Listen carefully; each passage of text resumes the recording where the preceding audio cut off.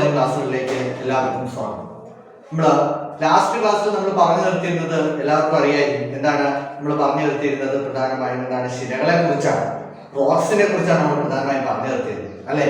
ഇന്ന് നമ്മൾ പ്രധാനമായും ഡിസ്കസ് ചെയ്യുന്നത് ശിലകൾക്ക്, നമ്മൾ കഴിഞ്ഞ ക്ലാസ്സിൽ പറഞ്ഞു ശിലകൾക്ക് മാറ്റം സംഭവിക്കുന്നു അല്ലെ. അതായത് നമ്മൾ പറഞ്ഞു ആഗ്നേയ ശിലകൾ അല്ലെങ്കിൽ ഇഗ്നിയസ് റോക്സ്, പലവിധം സെഡിമെന്ററി അവസാദ ശിലകൾ അല്ലെങ്കിൽ എന്താകുന്നു നമ്മൾ പറഞ്ഞു മെറ്റമോർഫിക് റോക്സ് അല്ലെങ്കിൽ കായാന്തരിത ശില അല്ലെങ്കിൽ അവസാദ ശിലകൾ, ഇങ്ങനെ ശിലകൾ മാറി മാറി വരുന്നു. നമ്മൾ എന്ത് ചെയ്തിരുന്നു? കഴിഞ്ഞ ക്ലാസ്സിൽ പറഞ്ഞായിരുന്നു. ഇത് നമ്മൾ പ്രധാനമായും പഠിക്കുന്നത് ശിലകൾക്കുണ്ടാവുന്ന ഈ മാറ്റത്തെ കുറിച്ചാണ്. ശിലകൾ പൊടിയുന്നതിനെയാണ് നമ്മൾ എന്തെന്ന് വിളിക്കുന്നത്? വെതറിംഗ്. സിമ്പിൾ ആയിട്ട് പറഞ്ഞാൽ like decomposition of rocks is called weathering എന്ന് വേണമെങ്കിൽ പറയാം. അതായത് ശിലകൾ പൊടിയുന്നതിനെയാണ് നമ്മൾ എന്തെന്ന് വിളിക്കുന്നത്? വെതറിംഗ് എന്ന് വിളിക്കുന്നു. എന്തെന്ന് വിളിക്കുന്നു? വെതറിംഗ്, അപക്ഷയം. എന്താണ് അപക്ഷയം എന്ന് വെച്ചാൽ ശിലകൾക്കുണ്ടാവുന്ന, ശിലകൾ പൊടിയുന്നതിനെയാണ് നമ്മൾ എന്തെന്ന് വിളിക്കുന്നത്? വെതറിംഗ് എന്ന് വിളിക്കുന്നത്. പ്രധാനമായും വെതറിംഗ് സംഭവിക്കുന്നത് മൂന്ന് വിധത്തിലാണ്. പ്രധാനമായും വെതറിംഗ് സംഭവിക്കുന്നത് മൂന്ന് വിധത്തിലാണ്. ഒന്ന് ഭൗതിക അപക്ഷയം അല്ലെങ്കിൽ അപക്ഷയം സംഭവിക്കുന്നത് മൂന്ന് വിധത്തിലാണ്. ഒന്ന് ഭൗതിക അപക്ഷയം, രണ്ട് രാസിക അപക്ഷയം, മറ്റൊന്ന് ജൈവിക അപക്ഷയം അല്ലെങ്കിൽ ഫിസിക്കൽ വെതറിംഗ്, രണ്ട് കെമിക്കൽ വെതറിംഗ്, മൂന്ന് ബയോളജിക്കൽ വെതറിംഗ്. ഒന്നെന്താണ്? ഫിസിക്കൽ വെതറിംഗ്, രണ്ട് കെമിക്കൽ വെതറിംഗ്, മൂന്ന് ബയോളജിക്കൽ വെതറിംഗ് എന്നിങ്ങനെ മൂന്ന് വിധത്തിലാണ് വെതറിംഗ് പ്രോസസ് അല്ലെങ്കിൽ ശിലകൾ എന്ത് ചെയ്യുന്നത്? പൊടിയുന്നത്. നമ്മൾ അതിനെ കുറിച്ച് പറഞ്ഞു കഴിഞ്ഞു. ഇനി നമുക്ക് എങ്ങനെയാണ് ഓരോ ശിലകളും പൊടിയുന്നതെന്ന് ഓരോ രീതിയിൽ, അതായത് നമ്മൾ പറഞ്ഞു ഫിസിക്കൽ പറഞ്ഞു, കെമിക്കൽ പറഞ്ഞു, ജൈവിക അല്ലെങ്കിൽ ബയോളജിക്കൽ പറഞ്ഞു. ഇവ ഓരോന്നും എങ്ങനെയാണെന്ന് നോക്കാം. അതായത് നമ്മൾ ഒന്നാമതായിട്ട് പറയാൻ പോകുന്നത് ഫിസിക്കൽ വെതറിംഗ് ആണ്. ഫിസിക്കൽ വെതറിംഗ് ആണ്.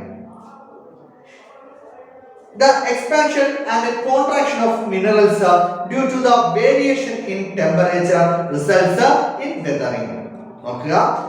The expansion and the contraction of minerals due to the variation in temperature results in the weathering. Disintegration also occurs due to the freezing of water in the fissures of rocks. അതായത് താപത്തിലെ ഏറ്റക്കുറച്ചിലുകളുണ്ട്. അതായത് ചൂട് കൂടുന്നു, ചൂട് കുറയുന്നു. താപത്തിലെ ഏറ്റക്കുറച്ചിലുകൾ, അതായത് താപനില കൂടുന്നു, താപനില കുറയുന്നു. ഇങ്ങനെ താപനില കൂടുകയും കുറയുകയും ചെയ്യുമ്പോൾ നമ്മുടെ റോക്സ്, ശിലകൾക്ക് എന്ത് സംഭവിക്കുന്നു? ഡിസിന്റഗ്രേഷൻ സംഭവിക്കുന്നു. ശിലകൾ എന്ത് ചെയ്യുന്നു? നമ്മൾ പറഞ്ഞു എക്സ്പാൻഷൻ ആൻഡ് കോൺട്രാക്ഷൻ അല്ലെ. അതായത് നോക്കുക, അതായത് ശിലകൾ എന്ത് ചെയ്യുന്നു? ശിലകൾ വികസിക്കുന്നു, അതുപോലെ എന്ത് ചെയ്യുന്നു? അത് ചുരുങ്ങുന്നു. ഇങ്ങനെ വികസിക്കുകയും ചുരുങ്ങുകയും ചെയ്ത പ്രോസസ്സ് കണ്ടിന്യൂസ് ആയിട്ട് നടക്കുന്നതിന്റെ ഫലമായിട്ട് ശിലകൾക്ക് എന്ത് സംഭവിക്കുന്നു? വെതറിംഗ് സംഭവിക്കുന്നു. ഇത്തരം വെതറിംഗിനെയാണ് നമ്മൾ എന്തെന്ന് വിളിക്കുന്നത്? ഫിസിക്കൽ വെതറിംഗ് അല്ലെങ്കിൽ ഭൗതിക അപക്ഷയം വിളിക്കുന്നത്. ഇത് മാത്രമല്ല, ശിലകളിൽ ധാരാളം വിള്ളലുകളുണ്ട്. ഈ വിള്ളലുകളിൽ എന്ത് തണുത്തുറയുന്നു? ഫ്രീസ് ചെയ്യുന്നു. വാട്ടർ എന്ത് ചെയ്യുന്നു? ഫ്രീസർ ചെയ്യുന്നു.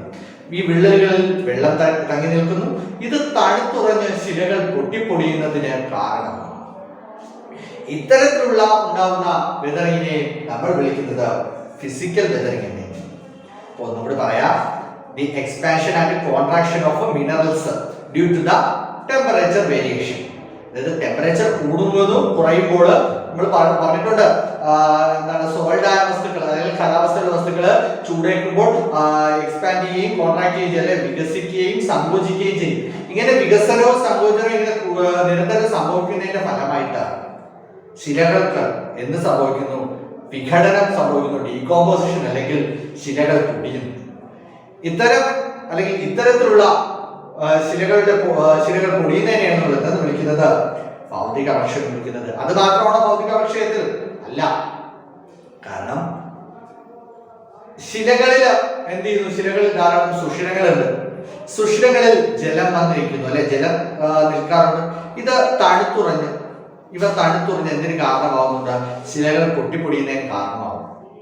ഇങ്ങനെയുള്ള വെതറിംഗ് പ്രോസസ്സുകളെ നമ്മൾ എന്തെന്ന് വിളിക്കുന്നത്? നമ്മൾ ഫിസിക്കൽ വെതറിംഗ് അല്ലെങ്കിൽ ഫിസിക്കൽ ഓർ മെക്കാനിക്കൽ വെതറിംഗ് അല്ലെങ്കിൽ നമ്മൾ എന്തെന്ന് വിളിക്കുന്നു? നമ്മുടെ ഭൗതിക അപക്ഷയം എന്ന് വിളിക്കുന്നു.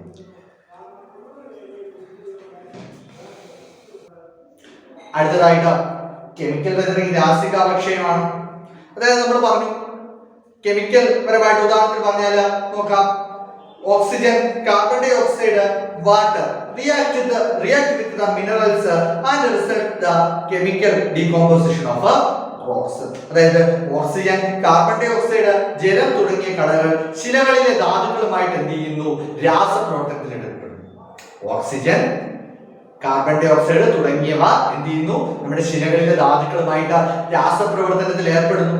ഈ രാസപ്രവർത്തനത്തിൽ ഏർപ്പെടുന്നതിന്റെ ഫലമായിട്ട് ശിലകൾ എന്ത് ചെയ്യുന്നതിന് കാരണമാവുന്നു? പൊട്ടിപ്പൊടിയുന്നതിന് കാരണമാവുന്നു. ശിലകൾക്കുണ്ടാവുന്ന ഇത്തരം രാസപരമായി ഉണ്ടാവുന്ന ശിലകൾക്കുണ്ടാവുന്ന ഇത്തരം വിഘടനത്തെ അല്ലെങ്കിൽ ശിലകൾക്ക് സംഭവിക്കുന്ന അപക്ഷയങ്ങളെ നമ്മൾ എന്തെന്ന് വിളിക്കുന്നത്? രാസിക അപക്ഷയം എന്ന് വിളിക്കുന്നത്. അടുത്തതായിട്ട് ബയോളജിക്കൽ വെതറിംഗ് അല്ലെങ്കിൽ ജൈവിക അപക്ഷയം. The plant roots penetrating into the fissures in the rocks, borrowing of animals and decomposition of plant and animals remains lead to weather. അതായത് നമുക്കറിയാം ചില സസ്യങ്ങളുടെ വേരുകൾ എവിടേക്ക് താഴ്ന്നിറങ്ങുന്നു? നമ്മുടെ റോക്സിന്റെ അതായത് ശിലകളിലെ റോക്സുകൾക്കിടയിലേക്ക് എന്ത് ചെയ്യുന്നു? താഴ്ന്നിറങ്ങും. വേരുകൾ താഴ്ന്നിറങ്ങുകയും അത് അവിടെ നിന്ന് വികാസം പ്രാപിക്കുകയും ചെയ്യും. ഇതിന്റെ ഫലമായിട്ട് ശിലകൾ പൊട്ടിപ്പൊടിയുന്നു. അതേപോലെ ചെറിയ ചെറിയ ജീവികൾ, സൂക്ഷ്മ ജീവികൾ എന്ത് ചെയ്യാറുണ്ട്? ഈ ശിലകളിൽ എന്ത് ചെയ്യുന്നുണ്ട്? മാളങ്ങൾ ഉണ്ടാക്കുന്നു. അതേപോലെ മാളങ്ങൾ ഉണ്ടാക്കുന്നത് മാത്രമല്ല, ചില സൂക്ഷ്മ ജീവികൾ എന്ത് ചെയ്യാറുണ്ട്? ഈ ശിലകൾക്കിടയിൽ കിടന്ന് എന്ത് ചെയ്യാറുണ്ട്? ജീർണനം സംഭവിക്കാറുണ്ട്. ജീർണനം സംഭവിക്കുമ്പോൾ അവിടെ ചെറിയ തോതിൽ എന്തുണ്ടാകുന്നു? ആസിഡ് ഉണ്ടാകും. ഈ ആസിഡ് എന്തിന് കാരണമാകുന്നു? ശിലകൾ വിഘടിക്കുന്നതിന് അല്ലെങ്കിൽ ശിലകൾക്ക് ഡീകമ്പോസിഷൻ ഉണ്ടാകുന്നതിന് കാരണമാകും. ഇത്തരം ശിലകളെ അല്ലെങ്കിൽ ഇത്തരം വെതറിങ്ങുകളെ നമ്മൾ എന്തെന്ന് വിളിക്കുന്നത്? ഇത്തരം വെതറിങ്ങുകളെ നമ്മൾ ബയോളജിക്കൽ വെതറിംഗ് അല്ലെങ്കിൽ ജൈവിക അപക്ഷയം എന്ന് വിളിക്കുന്നു. അടുത്തതായി നമ്മൾ പറയാൻ പോകുന്നത് വെതറിംഗ് പ്രോസസ് അല്ലെങ്കിൽ അപക്ഷയം എങ്ങനെയാണ് മനുഷ്യരെ സഹായിക്കുന്നത്, മനുഷ്യരുടെ പ്രവർത്തനങ്ങൾക്ക് സഹായകരമാകുന്നതെന്നാണ് പറയുന്നത്. ഒന്നാമതായി നോക്കാം, minerals in rock get extracted. ശിലകളിൽ അല്ലെങ്കിൽ ധാരാളം മിനറൽസ് ഉണ്ട് അല്ലെ? ശിലകളിൽ ധാരാളം മിനറൽസ് ഉണ്ട്. ഈ മിനറൽസ് നമുക്ക് എന്ത് ചെയ്യാൻ സാധിക്കുന്നു? വേർതിരിക്കാൻ സാധിക്കുന്നു. അപക്ഷയങ്ങളുടെ ഫലമായി, വെതറിംഗ് പ്രോസസ്സുകളുടെ ഫലമായിട്ട് നമുക്ക് എന്ത് ചെയ്യുന്നു? ശിലകളിലുള്ള മിനറൽസ് അല്ലെങ്കിൽ ശിലകളിലുള്ള റോക്സുകളിലുള്ള ധാതുക്കൾ നമുക്ക് എന്ത് ചെയ്യാൻ സാധിക്കുന്നു? എക്സ്ട്രാക്ട് ചെയ്യാൻ പറ്റും, വേർതിരിച്ചെടുക്കാൻ സാധിക്കും. അടുത്തത് ഹെൽപ്സ് ഇൻ മൈനിങ്.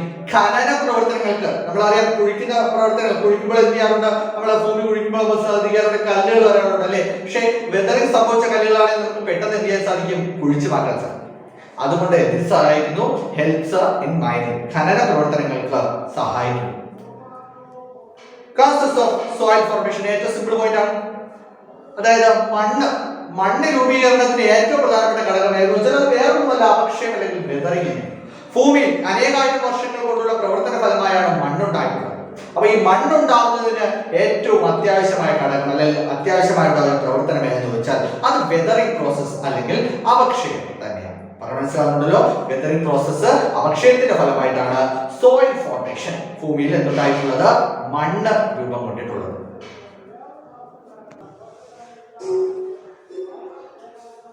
അടുത്തതായിട്ട് നമ്മൾ പറയുന്നത് സോയിൽ ഫോർമേഷൻ അല്ലെങ്കിൽ മണ്ണ് ജനിക്കും.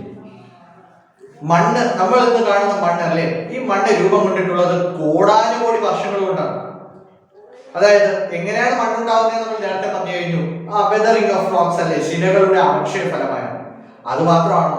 ശിലകളുടെ അപക്ഷയ ഫലമായും അതേപോലെ ഓർഗാനിക് മാറ്റേഴ്സിന്റെ ഡീകമ്പോസിഷൻ, അതായത് സസ്യജന്തുജാലങ്ങളുടെ ജീർണനവും കൂടി ചേർന്നാണ് മണ്ണുണ്ടായിരിക്കുന്നത് അല്ലെങ്കിൽ മണ്ണിന് ഫലഭൂഷ്ഠത കിട്ടിയിരിക്കുന്നത്.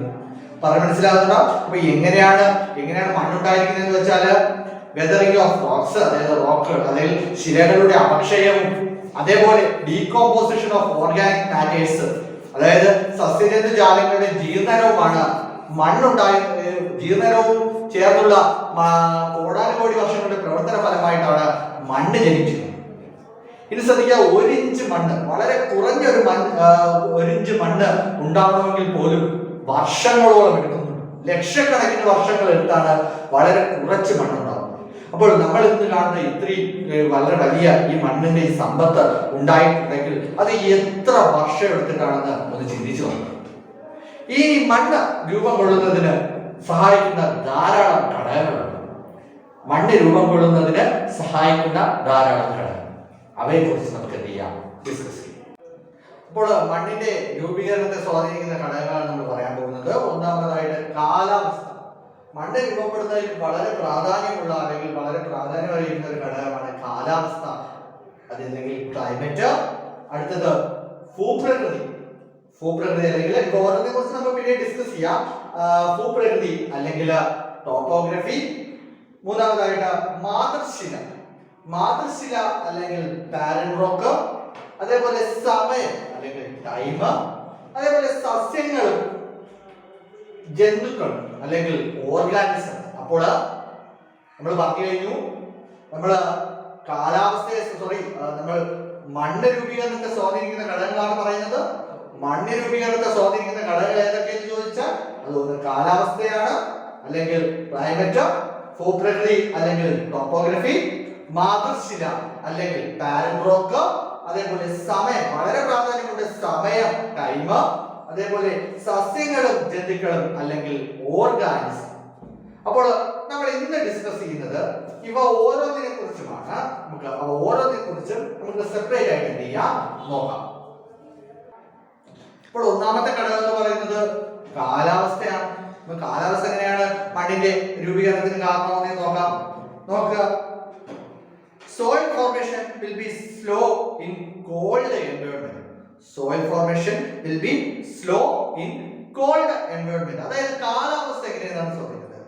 തണുപ്പേറിയ സാഹചര്യങ്ങളിൽ മണ്ണിന്റെ രൂപീകരണം സ്വാഭാവികമായും അല്ലെങ്കിൽ സാവധാനത്തിലായിരിക്കും. അതായത് തണുത്ത പ്രദേശങ്ങളിൽ വളരെ തണുത്ത കാലാവസ്ഥയുള്ള പ്രദേശങ്ങളിൽ എങ്ങനെയായിരിക്കും മണ്ണിന്റെ രൂപീകരണം വളരെ സാവധാനത്തിലായിരിക്കും. നമ്മൾ പഠിച്ചിട്ടുണ്ട്, നമ്മൾ പറഞ്ഞു താപത്തിലെ ഏറ്റക്കുറച്ചിലുകൾ അല്ലെങ്കിൽ ടെമ്പറേച്ചറിലെ വേരിയേഷന്റെ ഫലമായിട്ടാണ് വെതറിംഗ് സംഭവിക്കുന്നത് നമ്മൾ പറഞ്ഞിട്ടുണ്ട്. ഫിസിക്കൽ അല്ലെങ്കിൽ ഭൗതിക അപക്ഷയത്തിൽ നമ്മൾ പറഞ്ഞിട്ടുണ്ട് അല്ലേ.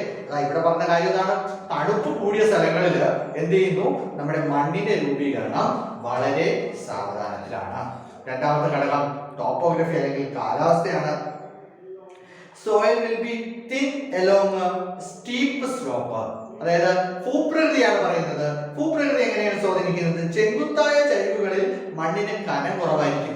ചരിഞ്ഞ പ്രദേശങ്ങളിൽ സ്ലോപ്പ് ആയിട്ടുള്ള അല്ലെങ്കിൽ സ്ലോപ്പി റീജിയനുകളിൽ എങ്ങനെയായിരിക്കും, സ്ലോപ്പി റീജിയനുകളിൽ നമ്മുടെ മണ്ണിന്റെ കനം വളരെ കുറവായിരിക്കും. കാരണം എന്താണ്, ധാരാളം ചരിഞ്ഞ പ്രദേശമാണ്. അപ്പൊ മണ്ണിങ്ങനെ എന്ത് ചെയ്യാറുണ്ട്, അവിടെ കൂടെ ജലം ധാരാളം ഒഴുകി വരും. ഒഴുകി വരുമ്പോൾ ഇവിടുത്തെ മണ്ണിനെ കൂടെ കൊണ്ടായിരിക്കും വരുന്നത്. അപ്പോൾ അവിടുത്തെ മണ്ണിന് കനം എങ്ങനെയായിരിക്കും, എങ്ങനെയായിരിക്കും, വളരെ കുറവായിരിക്കും. മൂന്നാമതാണ് organisms. Plant and organisms. The acid formed as a result of the decaying of plant and animals causes the weathering of rocks. എന്ന് വെച്ചാൽ സസ്യങ്ങളും ജന്തുക്കളും അഴുകുന്നതിന്റെ ഫലമായിട്ട് സസ്യങ്ങളും ജന്തുക്കളും മണ്ണിൽ കിടന്ന് മരിക്കാറുണ്ട്. മരിക്കുമ്പോൾ അവർ എന്ത് ചെയ്യുന്നു, അവിടെ കിടന്ന് അഴുകാറുണ്ട്. ജീർണം സംഭവിക്കുമ്പോൾ അഴുകുന്നു. അപ്പോൾ അവയുടെ ശരീരത്തിൽ നിന്ന് എന്ത് പ്രൊഡ്യൂസ് ചെയ്യും, ആസിഡ്. ആസിഡ്. ഈ ആസിഡ് മണ്ണുണ്ടാകുന്നതിന് എന്ത് ചെയ്യുന്നുണ്ട്, മണ്ണുണ്ടാകുന്നതിനുള്ള പ്രധാനപ്പെട്ട ഒരു ഘടകമാണ്. അടുത്താണ് പാരന്റ് റോക്ക് അല്ലെങ്കിൽ മാതൃശില. നോക്കാം, the minerals in the soil and the structure of the soil. Minerals in the soil and the structure of the soil depend on the rock from which it is formed. അതായത് നമ്മുടെ മണ്ണിന്റെ ധാതുക്കളും മണ്ണിന്റെ ഘടനയും, മിനറൽസും മണ്ണിന്റെ ഘടനയും എന്ത് ചെയ്തിരിക്കുന്നു, അവ ഏത് ശിലകളിൽ നിന്നാണ് രൂപം കൊണ്ടത്, അവ ഏത് റോക്കിൽ നിന്നാണ് ഫോം ചെയ്തത് എന്നതിന്റെ അടിസ്ഥാനത്തിലായിരിക്കും ഇരിക്കുന്നത്. ഇപ്പോൾ ഇഗ്നിയസ് റോക്കുകളിൽ നിന്ന് ഫോം ചെയ്ത മണ്ണിന് അതിന്റെ സ്വഭാവം കാണിക്കും. മണ്ണിന് ഇഗ്നിയസിന്റെ അതായത് ആഗ്നേയശിലയുടെ ഒരു സ്വഭാവം കാണിക്കും. സെഡിമെന്ററി റോക്കിൽ നിന്ന് ഫോം ചെയ്ത മണ്ണാണെങ്കിൽ അത് സെഡിമെന്റ് അല്ലെങ്കിൽ അവസാദ ശിലകളുടെ സ്വഭാവം കാണിക്കും. ഇങ്ങനെ അത് ഏത് ശിലകളിൽ റോക്കിൽ നിന്നാണോ ഫോം ചെയ്തത് അതിന്റെ സ്വഭാവം അല്ലെങ്കിൽ അതിന്റെ സ്വഭാവമായിരിക്കും എന്ത് ചെയ്യുന്നത്, കാണിക്കുന്നത്. കാണപ്പെടുന്നത്. അടുത്തതാണ് വളരെ ഇമ്പോർട്ടന്റ്, സമയം അല്ലെങ്കിൽ ടൈം.